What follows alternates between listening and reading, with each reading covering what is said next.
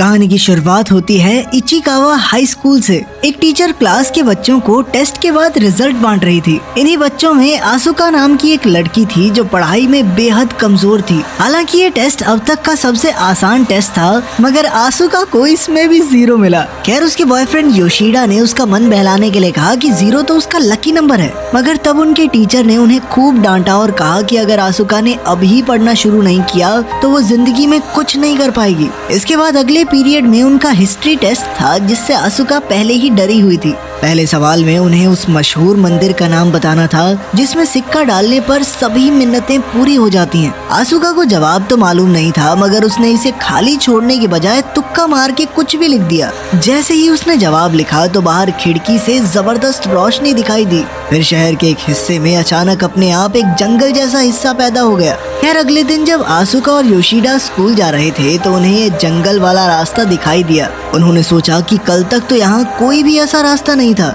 इसलिए उन्होंने खुद अंदर जाकर देखने का फैसला किया। कुछ देर चलने के बाद उन्हें एक मंदिर मिला जिस पर इस जगह का नाम लिखा था, पर वो ये नाम पढ़ ही नहीं पा रहे थे। खैर आसुका ने बिना सोचे समझे उसमें एक सिक्का फेंक कर मन्नत मांगी कि मेरे हर टेस्ट में 100 नंबर आए। इसके बाद वो दोनों आराम से स्कूल लौट आए। जब आसुका को पिछले टेस्ट का रिजल्ट मिला तो उसने देखा कि उसके 100 में से 5 नंबर आए थे। तब वो सोचने लगी कि मन्नत मांगने का कोई फायदा नहीं हुआ। खैर बाद में उनका वर्ल्ड पॉलिटिक्स का टेस्ट हुआ। पहले सवाल में उन्हें जापान के प्रधानमंत्री का नाम बताना था। आसुका को बिल्कुल भी आइडिया नहीं था कि प्रधानमंत्री है कौन, इसीलिए उसने यूं ही अपने बॉयफ्रेंड योशिडा का नाम लिख दिया। इसके आगे भी उसे किसी सवाल का जवाब नहीं आता था, इसीलिए वो चुपचाप सो ही गई।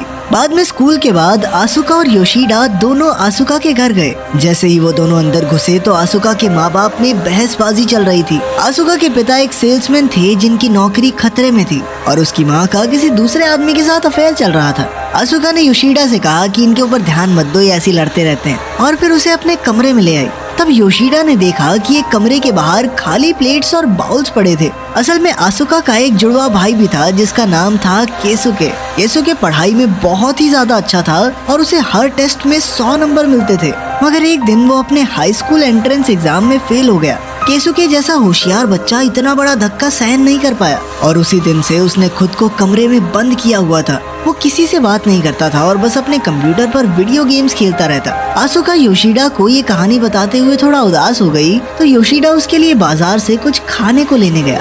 वहीं दूसरी ओर उनका टीचर टेस्ट चेक कर रहा था कि अचानक वो रहस्यमय मंदिर चमकने लगा और टीचर का चश्मा धुंधला हो गया। कुछ देर बाद आसुका ने योशिडा को फोन करके पूछा कि वो कहाँ रह गया, तो योशिडा ने कहा कि वो बहुत ही ज्यादा बिजी है और आज उससे मिलने नहीं आ पाएगा। कॉल कटने के बाद आसुका को अपने एक दोस्त का मैसेज आया कि योशिडा बहुत बड़ी मुसीबत में फंस चुका है। तब ये खुलासा होता है कि योशिडा सच में जापान का प्रधानमंत्री बन गया था और वो कई सारे इंटरव्यूज भी दे रहा था। अगले दिन जब आसुका स्कूल गई तो उसे समझ ही नहीं आ रहा था कि उसका बॉयफ्रेंड बाजार गया था तो वो अचानक प्रधानमंत्री कैसे बन गया। और तो और बाद में खबर आई कि कई सारे देशों के प्रधानमंत्री भी लापता हो गए थे। तभी टीचर ने क्लास में आकर सबको कल के टेस्ट के रिजल्ट सुनाए। आसुका ने देखा कि उसका सारा टेस्ट खाली था, फिर भी उसे 100 में से 100 नंबर मिले थे। तभी उसे एहसास हुआ कि उसने अपने टेस्ट में प्राइम मिनिस्टर की जगह योशिडा का नाम लिखा था और शायद इसीलिए वो प्रधानमंत्री बन गया। और बाकी देशों के प्रधानमंत्री भी इसलिए लापता हो गए क्योंकि उसने बाकी सारी जगहें खाली छोड़ दी थी।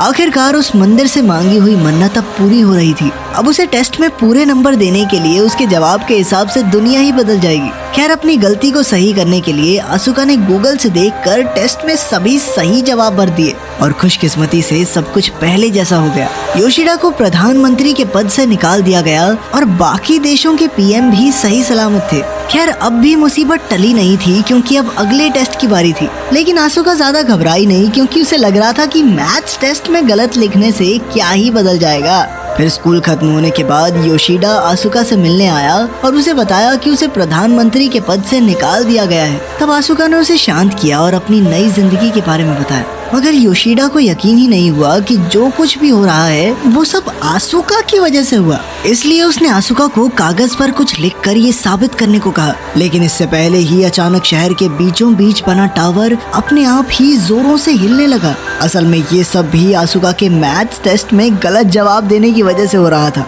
अब आसुका और योशिडा दौड़कर टीचर के कमरे में गए और उसके टेस्ट के सारे जवाब सही किए, जिससे टावर एक बार फिर से पहले जैसा हो गया। मगर देश भर के साइंटिस्ट हैरान थे कि आखिर ये सब कैसे हो रहा है। खैर, स्कूल से घर लौटते हुए आसुका और योशिडा फिर से उसी रहस्यमयी मंदिर वाले रास्ते पर पहुंचे, लेकिन वहाँ से अब सब कुछ गायब हो चुका था। उन्हें मंदिर का नाम भी याद नहीं था, इसीलिए उसे ढूंढना भी मुश्किल था। अब दुनिया में कोई और गड़बड़ ना हो जाए, इसीलिए आसुका को अब जी तोड़ मेहनत करके हर टेस्ट के अंदर सही जवाब देना होगा। आसुका ने खूब मेहनत करने की ठानी और उसने सोचा कि रात भर पढ़ूंगी बैठ के। मगर कुछ ही मिनटों में उसे नींद आ गई और वो घोड़े बेचकर सो गई। इसके बाद हम देखते हैं कि आसुका और योशिडा टीचर के कमरे के बाहर अपना टेस्ट पेपर चेक होने का इंतजार कर रहे थे। पहले की तरह इस बार भी आसुका को 100 में से 100 नंबर मिले और वो दुआ करने लगी कि इस बार दुनिया में कोई गड़बड़ ना हो जाए। खैर, जब वो घर लौटी तो उसने देखा कि उसके पिता बेहद खुश थे, क्योंकि उन्होंने अपनी जिंदगी की सबसे बड़ी सेल की थी।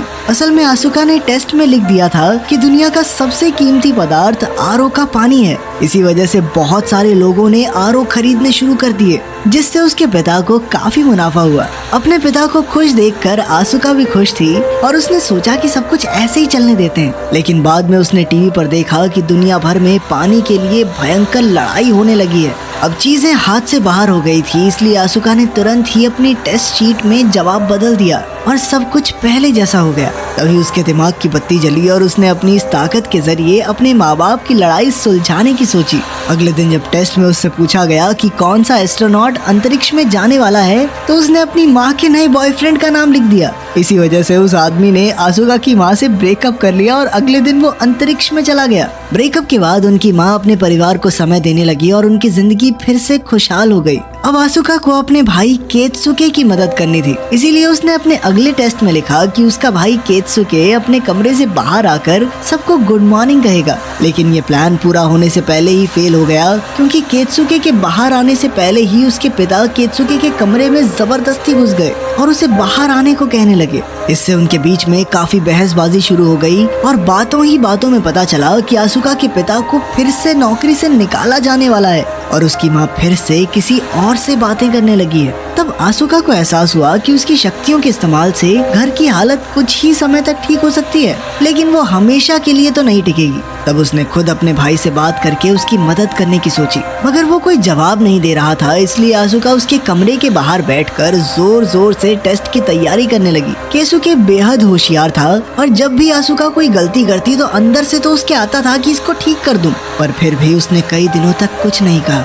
और फिर एक दिन जब आसुका ने बड़ी ही आसान सी मैथ्स प्रॉब्लम भी छोड़ दी, तो आखिरकार केत्सुके बोल उठा और उसने आसुका को वो मैथ्स प्रॉब्लम सॉल्व करनी सिखाई। अब केत्सुके चाहे बंद दरवाजे से ही, लेकिन बात तो करता था और उसकी मदद से आसुका भी दिल लगाकर पढ़ने लगी। फिर कुछ ही दिनों में उनके पिता ने खुद सेल्समैन की किताबें पढ़ना शुरू किया और अपने काम को और बेहतर करने की कोशिश की। इधर उसकी माँ ने भी अपने सभी बॉयफ्रेंड्स के नंबर डिलीट कर दिए और अपने परिवार पर ध्यान देने का फैसला किया। खैर, एक हफ्ते बाद आसुका बिना किसी मदद के टेस्ट में 100 में से 100 नंबर ले आई। वो दौड़कर ये खुशखबरी केत्सुके को सुनाने गई, पर उसने तब भी दरवाजा नहीं खोला। फिर अगली सुबह जब घर में सभी लोग खाना खा रहे थे, तो केत्सुके अचानक खुद ही अपने कमरे से बाहर आकर उनके सामने खड़ा हो गया। उसने अपने पिता से माफी मांगी और अब और ज्यादा मेहनत और लगन से पढ़ने का वादा किया। ये देखकर उसके पूरे परिवार में खुशी की लहर दौड़ गई। फिर एक दिन जब आसुका और योशिडा स्कूल जा रहे थे, तो आसुका को अपने बैग में वो पहले वाला टेस्ट पेपर मिला। उसे सिर्फ 5 नंबर मिले थे, इसीलिए उसने कागज फाड़ दिया। मगर जैसे ही उसने कागज फिर से जोड़ा, तो अचानक उसी जगह पर वही जंगल वाला रास्ता बन गया।